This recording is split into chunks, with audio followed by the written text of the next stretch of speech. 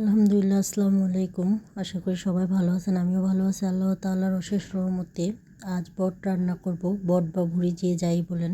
Fry প্যানে পরিমাণ মতো তেল দিছি, তেল গরম হয়েছে পর পেঁয়াজ কুচি আর দারচিনি আর এলাচ দিয়ে দিছি।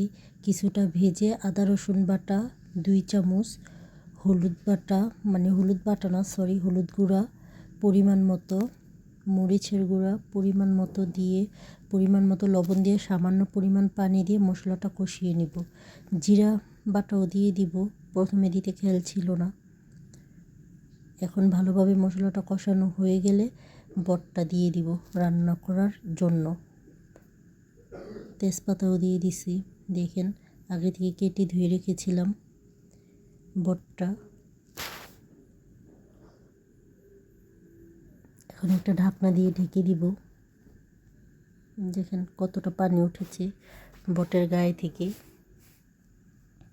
বটগুলোতে তেল বেশি, রান্নার হইতে হইতে দেখতেই পারবেন কি পরিমাণে তেল ওঠে। কষাচ্ছি বটটা যাতে ভালোভাবে ভিতরে সব ধরনের মশলা যায় আর কি। দেখেন কত তেল উঠছে।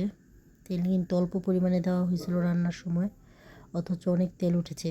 আমি কিছু আলুও দিয়ে দিব। বট দিয়ে আলু দিয়ে রান্না করলে আমার কাছে খুব ভালো লাগে। আপনি ভাই অতটা পছন্দ করে না, কিন্তু আমার কাছে অনেক ভালো লাগে, তাই আমি বটে আলু দিয়েছি আর কি।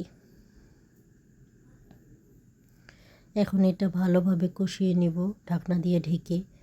ঢাকনা তুলে একটু পরপর নেড়ে চেড়ে দিচ্ছে আর কি, যাতে নিচে লেগে না যায়। দেখতেই পাচ্ছেন কত সুন্দর কালার আসতেছে। এখনও রান্না শেষ হয়নি, পানি দিব। এখানে আমি গরম পানি দিয়ে দিছি, যেহেতু ভিডিও করছি দেখাইতে পারিনি, এক হাত দিয়ে পানি দিয়েছি। এখানে পরিমাণ মতো কাঁচামরিচ দিয়ে দিছি। আপনি যে যেরকম ঝাল খান সেরকমই দিবেন। জিরা গুঁড়ো পরিমাণ মতো দিবেন। আমি সবসময় বলি আমি জিরা গুঁড়োটা পছন্দ করি, তাই একটু বেশিই দিই। আপনারা যে যেরকম খান সেরকম দিয়ে নেবেন নিজেদের পছন্দ অনুযায়ী।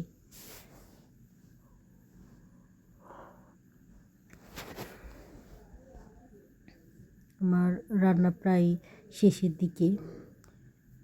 এইভাবে বট রান্না করে খেয়ে দেখবেন, খুবই ভালো লাগবে। ভুল ত্রুটি হলে ক্ষমার দৃষ্টিতে দেখবেন।